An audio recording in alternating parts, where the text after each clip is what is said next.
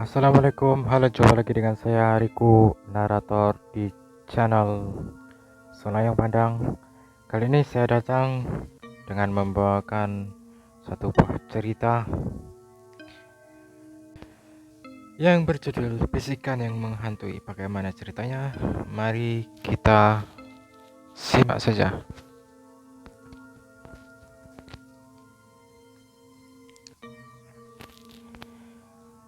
Bisikan itu masih menghantui saya, termasuk ketika mengunjungi Simbah di sebuah desa yang mirip di film KKN Desa Penari. Waktu itu, di awal Desember 2022, saya mendapat pesan singkat dari ibu tentang rencana menengok Simbah di ujung tahun. Saya hanya membalaskannya saja, karena saat itu sedang sangat sibuk dengan pekerjaan. Setelah semua pekerjaan selesai, saya membaca kembali pesan dari ibu. Ternyata, saya salah tangkap maksud pesan tersebut. Bukan sebatas menengok, tapi ibu mengajak liburan di sana. Di rumah Simbah yang terletak di perkampungan terpencil di suatu daerah di Pulau Jawa. Maafkan saya yang tidak diberi izin dari keluarga untuk menuliskan nama daerah tersebut.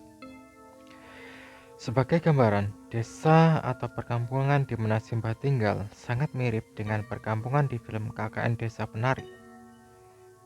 Masuk hutan, sesak dengan pepohonan, dan sudah jarang ada penghuni di sana. Jadi pembaca sudah bisa membayangkan kan latar tempat kejadian ini.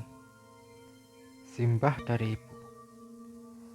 Simbah yang saya maksud di sini adalah simbah dari ibu. Sementara itu simbah yang saya tulis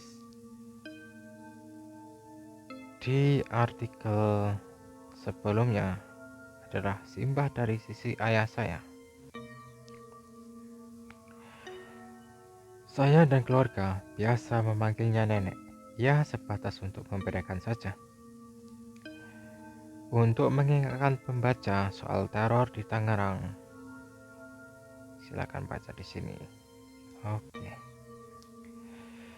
Cerita di rumah Simbah, yang rumahnya ada di tengah perkampungan seperti di KKN Desa Penari, dimulai dari sebuah bisikan. Kalau pembaca setia mengikuti beberapa tulisan saya, ada beberapa fragmen tentang bisikan yang masih mengikuti saya, dan cerita ini masih mempunyai benang merah dari semua itu. Beberapa hari kemudian, ketika saya selesai mandi, ibu mengabari bahwa dia sudah membeli tiket kereta. Namun karena belum tahu jadwal saya, ibu hanya membeli tiket untuk dirinya dan kakak saya pada tanggal 26 Desember 2022. Saya diminta menyusul di sekitar tanggal itu. Lantaran sudah terlanjur beli, saya mengiyakan saja instruksi dari ibu. Selain itu, ibu juga mengabari bahwa paman saya, Uncle Jack, bersama anak dan istrinya akan menyusul. Ya, untungnya di sekitar tanggal 26 Desember, pekerjaan saya akan sudah selesai dan tidak ada keperluan penting lainnya. Hari keberangkatan datang dengan cepat. Saya yang memang tinggal terpisah dengan ibu dan kakak, naik taksi online menuju stasiun kereta. Seperti biasa, jalanan Jakarta lumayan macet. Mungkin karena saat itu adalah hari Senin dan masih banyak orang yang berangkat kerja. Alhasil, saya telat sampai di stasiun sekitar 30 menit. Mau tak mau, saya harus membeli tiket kereta lagi. Sialnya, kursi yang tersedia hanya ada di kelas luxury. Keberangkatan sore hari. Keluar uang agak banyak bikin saya agak sebal. Apalagi harus menunggu lama. Tapi ya sudah, saya tidak punya pilihan lain. Perjalanan ke perkampungan seperti di film KKN Desa Penari harus ditunda sebentar. Singkat cerita, setelah melewati kebosanan di stasiun, kereta saya datang. Saya bergegas masuk ke gerbong dan mencari kursi. Ya, meskipun mahal, tapi fasilitas dan pelayanannya oke banget. Jadi bisa dibilang perjalanan saya jadi lebih nyaman. Kapan lagi bisa naik sleeper train? Begitu kereta jalan, saya langsung mengabari ibu kalau saya akan sampai malam harinya. Saya juga minta tolong untuk dijemput di stasiun, menginap semalam. Beberapa menit kemudian, balasan ibu datang. Katanya, Pak D tidak bisa menjemput malam ini juga. Katanya, ada tahlilan di desa setelah maghrib. Ya, tahlilan. Dengan sedikit orang di sebuah perkampungan yang mirip di film KKN Desa Penari. Saya jadi agak bingung. Seingat saya, tidak ada kendaraan publik untuk sampai di rumah Simbah. Kalau pakai ojek online, pasti mahal banget. Lagian, saya tidak ingat secara persis jalan ke rumah Simbah. Terakhir ke sana adalah ketika saya masih bocah. Tidak lama, ibu menelpon. Ibu menyarankan saya untuk menginap semalam di dekat stasiun. Paginya, Pak D akan menjemput. Wes nduk, kamu cari penginapan dulu ya di dekat stasiun. Nanti pagi baru Pak D jemput, ucap ibu dengan logat Jawanya yang kental. Emangnya habis tahlilan Pak D nggak bisa jemput aku? Takut kemalaman, Dok. Bahaya. Rumah Simba kan jauh dari mana-mana. Harus lewat hutan juga. Sudah, kamu ikut kata ibu ya. Yah, kalau sudah begitu, saya tidak punya pilihan kan. Oleh sebab itu, di sepanjang perjalanan, saya lebih banyak tidur biar nggak banyak pikiran. Apalagi saat itu, perasaan nggak enak, perasaan nggak jenak sudah datang. Kalau perasaan kayak gini datang, biasanya memang akan terjadi sesuatu. Nggak jenak itu nggak nyaman ya, kalau ya nggak jenak itu ya perasaan yang nggak nyaman, nggak seperti keadaan normal kita, jadi perasaan yang beda,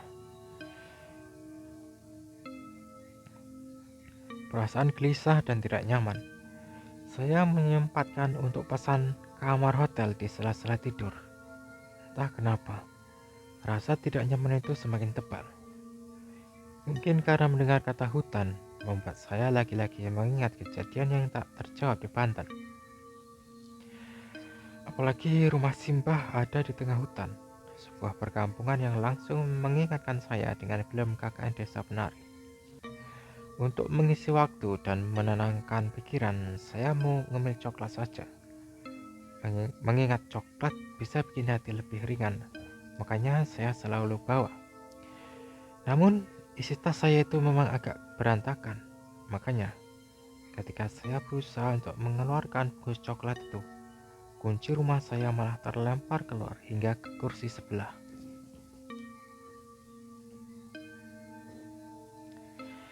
Dengan perasaan canggung dan malu, saya beranjak dari kursi.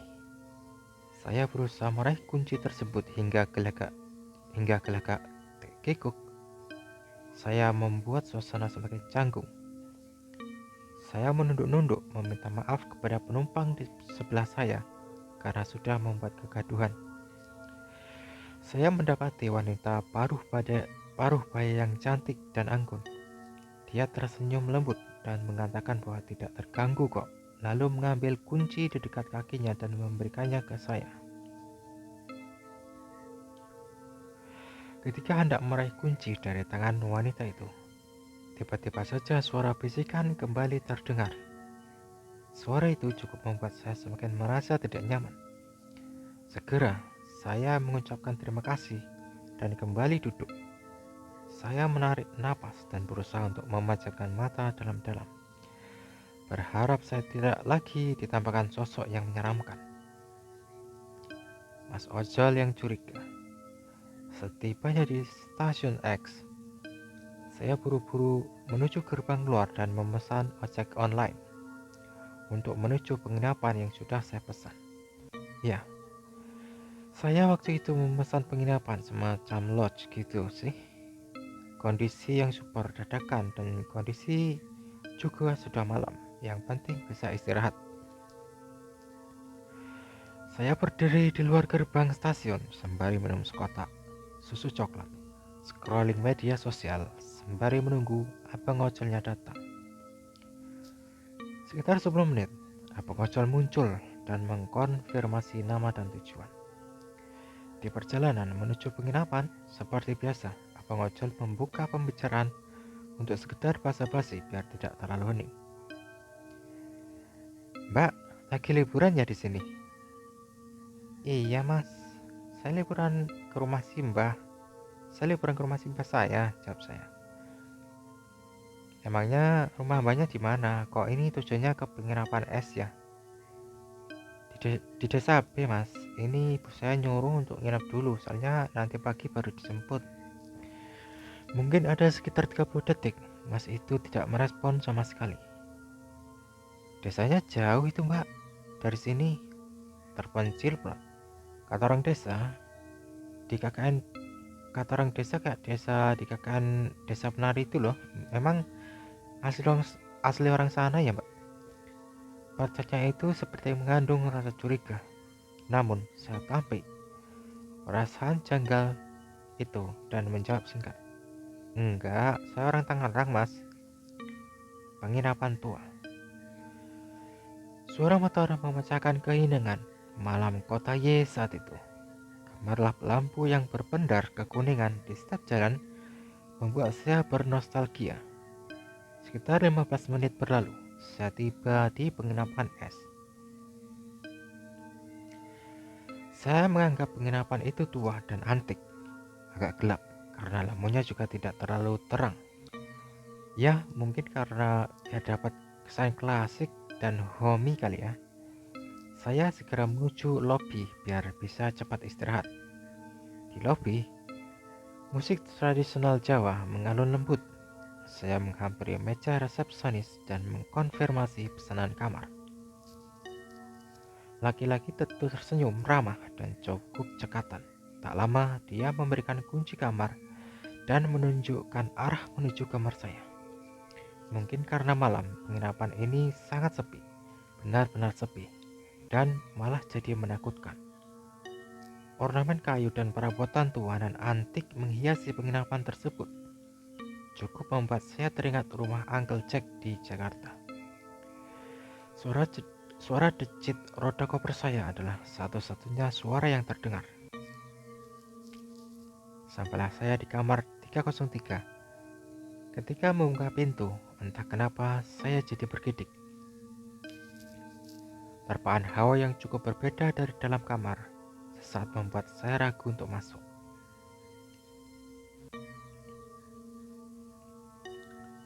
Panik di dalam kamar. Begitu masuk kamar, saya langsung mengeluarkan sabun cuci muka dan handuk. Karena perjalanan cukup melelahkan, saya malas untuk mandi dan lebih memilih cuci muka dan gosok gigi saja. Saya buru-buru menuju kamar mandi dan bersih-bersih. Selesai itu, saya langsung rebahan di kasur. Karena saya adalah tipikal orang yang tidak bisa tidur kalau lampu menyala. Akhirnya saya matikan lampu dan kamar menjadi gelap. Mungkin karena di kereta sudah terlalu banyak tidur, mata ini sudah tidak bisa diajak kompromi sama sekali. Alhasil, jadilah saya main HP di sela-sela sedang asik scrolling reels di Instagram. Saya mendengar ketukan pintu dari luar. Bunyi ketukan itu pelan. Saya menengok sedikit ke arah pintu, tapi kalau itu room service, saya merasa nggak memesan sesuatu. Dan pastinya setelah mengetuk ada suara orang. Setelah mengetuk ada suara orang dong. Tapi ini benar-benar hanya ketukan pelan. Panik, panik, dan panik. Saya tidak berani menyahut ketukan itu dengan kata siapa. Saya memilih untuk tidak menghiraukan suara itu langsung. menutup wajah dengan selimut. Saya memaksain tidur malam itu. Dijemput Pak D. Pagi harinya, saya terbangun sekitar pukul 4 pagi karena ibu menelpon untuk membangunkan saya. Ibu bilang kalau Pak D akan berangkat setelah sholat subuh. Setelah itu, saya tidak bisa tidur lagi dan memilih untuk mandi serta siap-siap.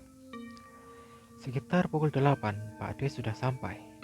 Saya bergegas turun ke lobi dan mendapati Pak D sedang duduk santai sambil ngopi. Assalamualaikum, Pak D, gimana kabarnya? Alhamdulillah, baik, ini kamu udah semua barangnya? Iya, sudah Pak D. Saya bergegas ke resepsionis untuk check out. Di sela itu, saya komplain kejadian semalam di mana ada pekerja hotel yang mengetuk pintu. Resepsionis malah kebingungan karena tadi malam semua pekerja hotel sedang di lobi. Mas yang bertugas itu akhirnya minta maaf karena bingung mau merespon apa. Saya hanya mengangguk dan buru-buru menghampiri Pak D. Pak D tersenyum dan membantu saya mengangkut koper ke dalam mobil. Mobil Pak D benar-benar klasik. Mobil Mercy Tiger W123 itu terparkir manis di depan lobi. Saya suka banget sih sama mobil modelan old school begini. Pak D, mau jual mobilnya ke aku nggak? Aku jadi pengen nih. Pak D nggak bakal jual mobil ini. Warung Pak D nanti mau wariskan ke sepupu kamu si Lintang kok. Jawab Pak D sambil tertawa. Ya, Lintang gak suka model begini. Dia kan gak pengen mobil kodok. Oh, bisa aja kamu, Nes. Nanti Pak D paksain supaya dia suka. Hehehe. Perjalanan menuju desa yang mirip di film KKN Desa Penari. Kami mengobrol dengan begitu banyaknya. Kami mengobrol banyak sepanjang perjalanan. Pak D juga banyak bercerita tentang keluarga Simbah. Kami juga sempat mampir untuk makan mengingat saya belum sarapan dan membeli beberapa bekal untuk di perjalanan. Di tengah-tengah itu, saya baru menyadari bahwa ternyata kami sudah tidak berada di jalan raya lagi. Suasana jadi sepi. Pikuk kendaraan mulai berkurang. Pemandangan sekitar hanya pepohonan rimbun menjulang tinggi seakan menusuk langit. Sepi, tentram, dan nyaman membuat saya jadi mengantuk. Perjalanan dari kota menuju rumah Simbah ini memang jauh sekali. Pantas saja ibu bersikeras meminta saya untuk menginap dulu. Pak D, aku jadi ngerasa kayak lagi di film horor KKN Desa Penari itu loh. Hahaha, Pak D menyanggut dengan tawanya. Kondisinya sama sih. Pak D juga sudah sering mendengar anggapan itu. Kalau rumah Simbah itu ada di sebuah perkampungan, seperti di film KKN Desa Penari. Semoga nanti nggak ada yang aneh-aneh ya. Hahaha. Saya usil saja bilang begitu. Us, mulutmu itu loh, Nes. Hehehe. Iya, Pak D. Pak D melambatkan mobilnya ketika vegetasi hutan makin rapat. Saya masih ingat kalau jalan menuju rumah Simbah cuma bisa dilalui satu mobil. Ketika hampir sampai, saya dikagetkan oleh sosok nenek tua di pinggir jalan. Nenek itu sedang berjalan memikul kayu bakar. Ketika kami melintas, dia melotot ke arah mobil dan saya spontan beristighfar. Astagfirullah, ya Allah, kaget. Kamu kenapa, Nes? Enggak apa-apa, Pak D. Cuma kaget saja tadi ngeliat nenek-nenek di pinggir jalan. Ibu Sar namanya. Tuh rumahnya memang berada di luar desa. Ya dekat sinilah. Entah kenapa mata saya terus tertuju ke sosok Busar tadi. Saya bisa mendeteksi kalau pandangan Busar itu terus mengekori mobil Pak D. Saat itu, jalanan lumayan licin dan cuaca juga sudah mendung. Kami harus melewati jalan merah yang gembur dan licin hingga kami tiba di Gapura. Selamat datang. Di sana, saya bisa melihat beberapa orang desa membawa cangkul dan hasil tani. Tiba di rumah Simbah Putri. Pak D memberhentikan mobil tepat di depan rumah joglo yang cukup besar dengan pekarangan yang luas pula. Ibu datang menyambut kami. Diikuti kakak saya yang membantu membawa koper dan tas saya. "Kamu sudah makan, Dok?" tanya ibu sambil merangkul pundak, mengajak saya untuk masuk ke rumah. "Iya, Ibu, sudah makan tadi sama Pak D. Simbah di mana?" "Di teras belakang." Saya langsung berlari ke teras belakang. Di sana saya mendapati wanita tua dengan rambut putihnya disangkul capor dan baju kutu barunya yang khas. Saya berteriak dan langsung memeluk wanita itu. Ya, beliaulah adalah Simbah. Kami sudah lama sekali tidak bertemu. Tapi ya, ketika itu juga Simbah langsung memukul pundak saya sembari marah-marah dengan bahasa Jawa. Beliau bilang tidak boleh berteriak di dalam rumah, apalagi perempuan. Saya hanya mengangguk senyum dan memeluk lagi Simbah Putri. Rumah Simbah ini memang cukup besar dan punya banyak kamar. Saya dan ibu berada di satu kamar, dan lagi-lagi saya kena omel karena pakaian saya yang terlalu terbuka. Ya, ini memang di Javanese culture ya. Itu memang kalau perempuan itu kalau teriak-teriak di dalam rumah itu memang nggak boleh, itu dimarahin, katanya itu ora ilok ya, seperti mungkin kalau di Jawa Barat tuh istilahnya pamali gitu ya, nggak baik gitu. Mungkin untuk adat ya, nggak baiknya itu karena adat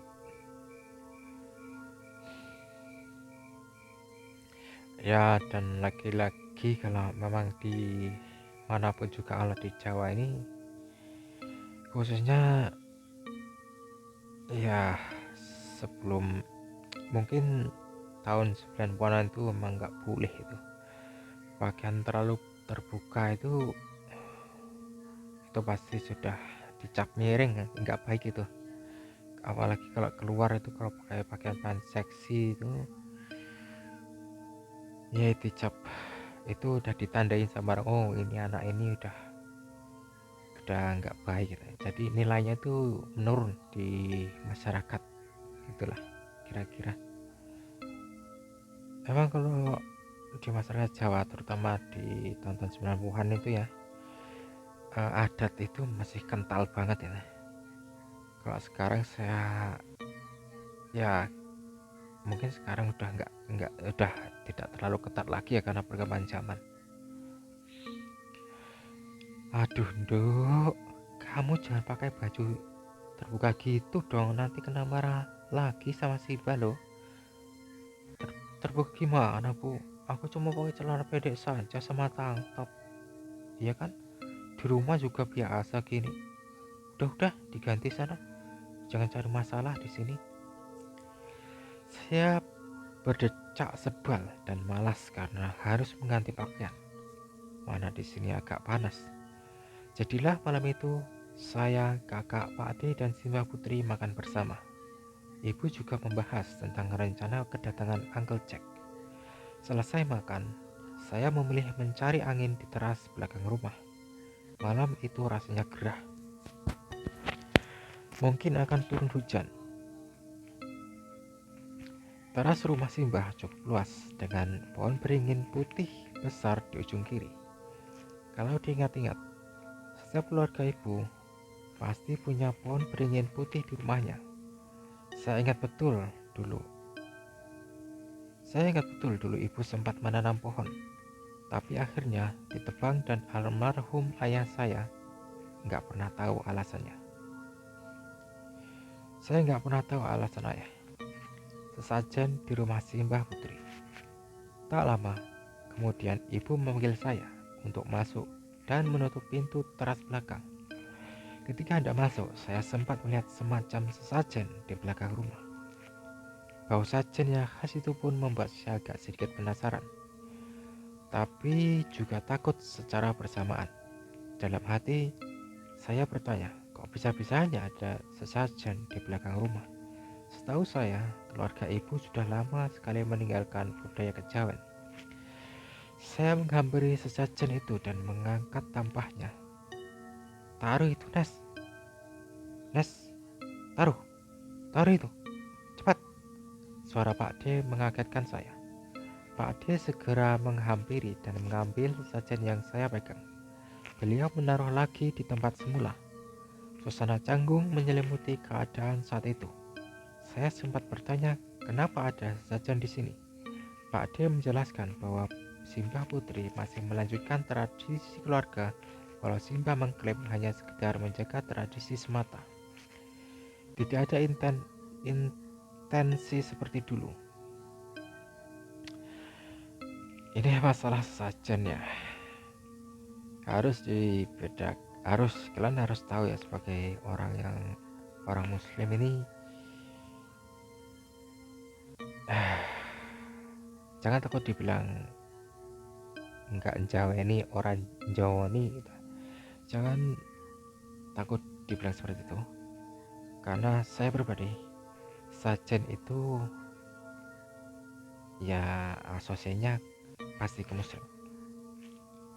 Jadi kalau saya pribadi sebagai advice ke kalian ya, itu tinggalkan. Sebagai Muslim harus meninggalkan, karena ini memang budaya. Tapi budaya ini kan bisa ditelusuri lagi ya, itu aslinya dari mana. Nah itu aja, saya nggak mau membicarakannya panjang lebar di sini. Yang jelas sebagai seorang Muslim, tinggalkanlah yang kira-kira tidak diajarkan dalam agama kita. Menurut saya pribadi, utamakan keyakinan agama kita di atas budaya. Kalau budaya itu sejalan dengan agama, silakan. Kalau tidak, kalau itu bertentangan, tinggalkan. Itu saja sih dari saya. Oke, saya kira cukup sekian dulu ya. Dan ya belum ada hal-hal yang horor banget sih ya di sini. Tapi vibesnya itu iya, sedikit demi sedikit semakin terbangun ya, dari awal hingga akhir. Saya harap nanti akan semakin seru saja. Oke, kawan-kawan, itu saja untuk hari ini. Lain waktu kita sambung lagi. Terima kasih banyak telah mendengarkan podcast horor ini. Kurang dan lebih saya mohon maaf yang sebesar-besarnya. Saya tahu saya masih banyak begitu kekurangan, dan apabila ada di antara kalian yang mau menyumbangkan kritik yang membangun, silakan. Saya sangat terbuka dan berterima kasih untuk itu. Dan apalagi ya, jangan lupa bahagia, jangan lupa ingat ya, kalau lapar segera makan. Itu saja, jumpa lagi lain waktu. Wassalamualaikum warahmatullahi wabarakatuh. Salam horor. Ciao.